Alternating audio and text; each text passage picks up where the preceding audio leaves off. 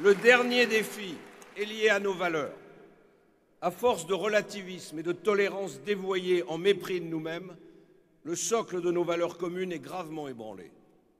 La famille, ce terreau irremplaçable des solidarités traditionnelles, a été marginalisée par tous les moyens fiscaux, symboliques et légaux possibles. Elle a été stigmatisée comme ringarde, raillée comme étant une forme obsolète de rapports sociaux. La nation a été décrite comme un mode primitif, vaguement malsain d'appartenance à un territoire.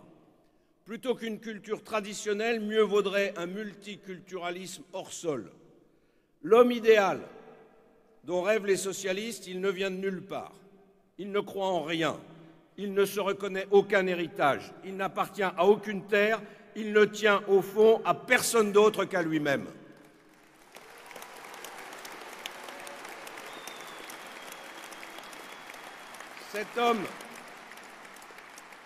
Cet homme idéal n'est que l'habitant momentané d'une sorte d'hôtel international sans âme où cohabitent des individus anonymes et des communautés étrangères les unes aux autres.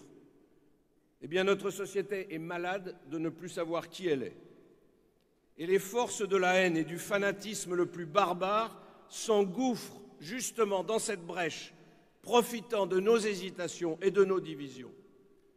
L'insécurité dont souffrent les Français n'est au fond que la conséquence de cette perte de repères. Car ne sachant plus pourquoi nous existons, nous n'avons pas la force de vraiment lutter contre ceux qui nous détruisent de l'intérieur. À la culpabilisation continuelle qui a fait son œuvre de sape, a logiquement succédé la résignation face à ceux qui veulent nous faire disparaître. Puisque nous sommes si mauvais, puisque nous croyons que notre culture n'était au fond qu'un mirage, un mode has-been, alors nous acceptons d'être piétinés et humiliés.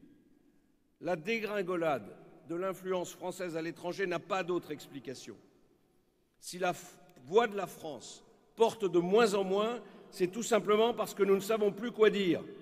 Et si nous ne savons plus quoi dire, c'est parce que nous ne savons plus qui nous sommes. Alors mes amis, en avant, debout. Pour dimanche, il y a des voix à conquérir, il y a des arguments à faire valoir, il y a des amis à faire revenir. Chaque voix va compter.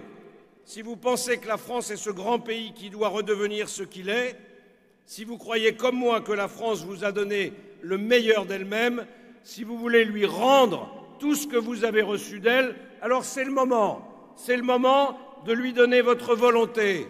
C'est le moment de lui transmettre votre flamme. C'est le moment de faire honneur à tous les Français qui nous ont précédés et qui ont aimé la France comme nous l'aimons. Mes amis, en vous voyant rassemblés, déterminés comme vous l'êtes, je suis sûr que nous allons bousculer tous les scénarios écrits d'avance par d'autres que nous. Nous allons balayer les barricades qui ont été placées sur notre chemin. Et ensemble, nous allons faire l'histoire parce que nous sommes le peuple français.